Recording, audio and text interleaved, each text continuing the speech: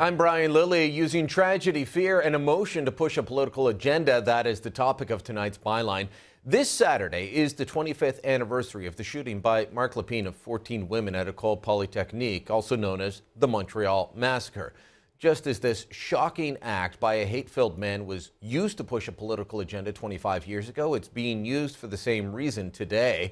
Politicians and many media outlets are using the anniversary to call for new gun control laws. Look at this foolish piece by Martin Patriquin in Maclean's. It claims Canada's gun laws are lax. Lax as ever. Tell that to anyone that's ever tried to buy a legal gun. It simply isn't true. Over at La Presse, the Montreal Daily, they ran this front page 2 days ago. It's a picture of the type of gun that Lépine used in his shooting, a Ruger Mini 14, and they're pointing out the gun is still legal. As Claude Colgan, who lost his sister in the shooting, pointed out, it wasn't the Mini 14 that killed Hélène, it was Marc Lépine. That doesn't matter to Canada's anti-gun media, though. Patriquin is based in Montreal, so is La Presse, and Montreal media folks, more than most, well, they hate guns. And so do the journalists in Ottawa that work for the Montreal-based media outlets. They don't even hide it with their loaded questions, whether they're asking in English or especially in French. And they're helping push for a new gun registry. They are pushing this bandwagon, they're pushing this parade, and it's one that NDP leader Thomas Mulcair joined in this week when he said the NDP is ready to bring back the gun registry. I have nothing against seeing honest farmers and duck hunters be able to have their weapons, but you know, that honest hunter who goes out with his pickup truck, it's a registered pickup truck, and he's carrying his 4x4 in a trailer, and the trailer is registered, and the 4x4 is registered, heck, his dog is registered. So I think that there's sometimes underestimating the ability of people to follow this sort of exercise. There are already a lot of things that have to be done to acquire. You need a firearms acquisition certificate, there are a lot of different things that are there. So we have confidence in the ability of farmers and duck hunters to fill out a form. Thank you. Actually, they replaced the firearms acquisition certificate a long time ago. It's called a PAL now, Tom. And no one ever takes your car away from you because the government decided that, well, no one should own that kind of car anymore. But they did that with the gun registry, and they'll do it again if they bring it back. We didn't need a gun registry for centuries in Canada, and we don't need one now. The Liberal leader, Justin Trudeau, says he won't bring back the registry. But listen carefully, because he still thinks that we need lots more gun control to deal with falling murder rates. Well, I have said very clearly, and I will repeat it, the Liberal Party will not bring back a gun registry. There are many different ways that jurisdictions around the world are looking into gun control. A lot can be done around classification. A lot can be done around proper review of the people wishing to file, to purchase firearms. There are many different ways of doing this, and the Liberal Party is taking this seriously because Canadians are united in their desire to see less violence with guns across this country. We shouldn't be divided on the ways to do that, and that is what I am committed to doing. Who doesn't want to see less violence with guns, less gun crime? But the fact is, there's not that much of it in Canada, and most of what happens is not with legal guns, but illegal ones.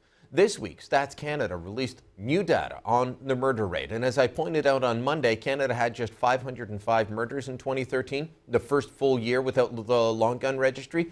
That figure, 505 murders, was down from 543 in 2012. It's the lowest murder rate at 1.44 murders per 100,000 of population since 1966.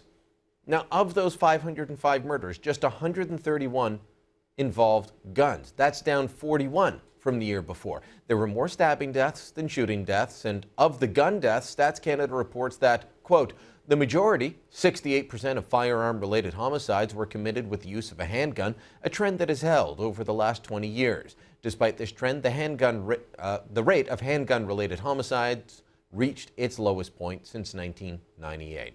Now, do I need to point out that handguns are still registered, have been since the 30s? In addition to that, we've got the murder rate being down. Shooting deaths are down, even without the gun registry. Even handgun deaths are down, and we know that most crime committed with a handgun involves illegal handguns, ones often smuggled in from the United States for criminals or for gangs. Cracking down on that sort of issue, that's a tough problem, one that politicians of all stripes and at all levels of government they've tried to tackle, and they've had very limited success. So what's the progressive solution? Well, their solution is make law-abiding gun owners, like those hunters and farmers, pay for the problems created by urban gangs, and then when asked about it, mock those law-abiding gun owners. Well, you know, the Conservatives always talk with regard to farmers and duck hunters. Fair enough, but what kind of duck do you shoot with an assault weapon? You know, a pterodactyl? I could go off on Mulcair trying to scare people with ambiguous terms like assault weapon, or I could go off on him not knowing what you hunt ducks with. But let's say that Mulcair, who wants a registry, and Trudeau, who doesn't want a registry, just lots more gun control, they're targeting law-abiding gun owners because they don't know how to deal with the problem at hand. And they also know that it can scare people. It can scare low-information voters. It can scare urban dwellers who don't know guns, have no experience with them, beyond reading about the latest gang shooting. So I'm here to expose these people when they're wrong, point out that they're using tragedy, emotion, and fear to push their political agenda. Now it's up to you to pick up that message, make sure that it spreads. And that's the byline. Their bill, C-42, coming as it does right now in the week when we're commemorating 25th year of that massacre at Polytechnique, is a sign that they're always willing to play politics with the issue of guns and gun control in Canada. NDP leader Thomas Mulcair playing politics. Well, he's not alone in playing politics with this issue. And one man that's not happy about it is Claude Colgan. As I said during the monologue, Claude lost his sister Helene in the Montreal massacre. He joins us now from Montreal. Claude, I know that you've been active on Twitter. You've been debating people on the gun control issue. You are a member of the National Firearms Association, and you're fighting for sensible gun laws in this country. But I also understand that you're pushing to tell people, stop using my sister's picture to push your agenda. Yeah, absolutely, Brian. For the past 25 years, the grave dancer and the industry of victims, creating jobs for bureaucrats, they are using Polytechnique and my sister's death to push their anti-gun agenda. It's like a stabbing wound that won't heal.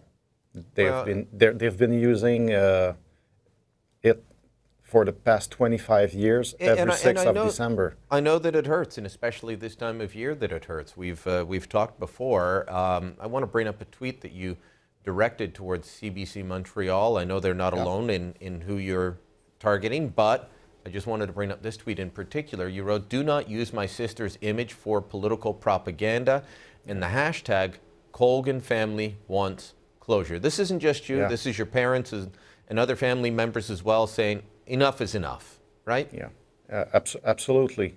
We need closure. There's no doubt about it. It's like if they're killing Ellen over and over again for the past 25 years, or when someone, a crazy person, use a firearm to shoot someone anywhere in the world. But it's always about gun control, gun control, gun control. The debate is not gun control. It's mental illness. Absolutely. I mean, the La Presse front page the other day saying, "Can you believe this rifle is still legal?"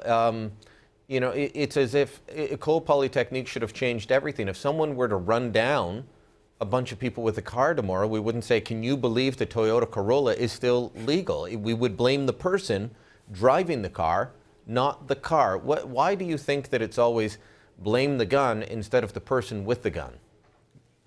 Because, as I told you earlier, it's a business. You've got to look at it as a business. A lot of people depend on subsidized jobs, and it's really easier to create jobs when you use emotion instead of rationality.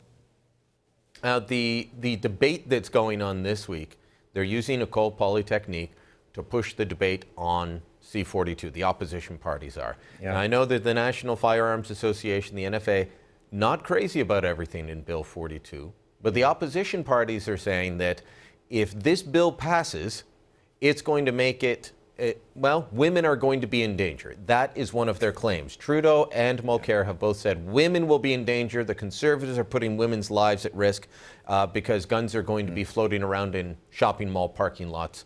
What do you say to them? If you could sit down with Tom Mulcair and Justin Trudeau, what would you say to them on that? And you remember in 2012 when at the end of the long gun registry, the Coalition for Gun Control was saying there's going to be bloodbaths everywhere. Rivers of bloods are going to flowing everywhere. Mulcair is basically adopting the same exact strategy of fear-mongering and scaring people off. And it didn't happen. It didn't happen in Toronto, Absolutely where we not. saw gun crime go down. In Quebec, gun crime went down. It's the facts don't back up their story, do they? Absolutely not, and now it's a fact that is recognized by the Court of Justice in Quebec and Ontario. There is no statistics or studies to prove that the homicide rate goes down because of a firearm registration. Now, you live south of Montreal. Yeah. You're between Montreal and the Vermont border.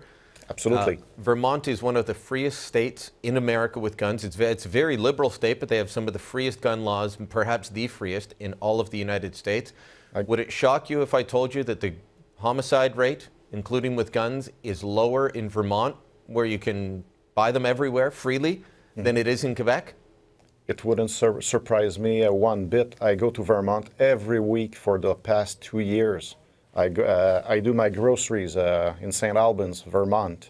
I see very often people open carrying at Price Chopper or Hannaford. There's no problem there. Nobody's scared. In fact, we feel safer. But as a Canadian, I feel like a second-class human.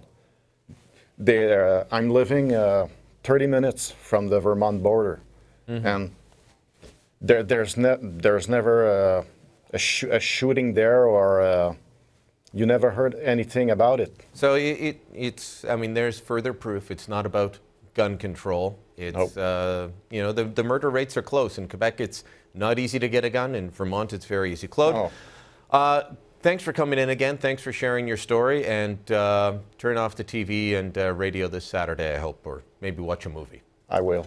All the best. Thanks a lot, Brian. Email us your thoughts, byline@sunmedia.ca. Stick around.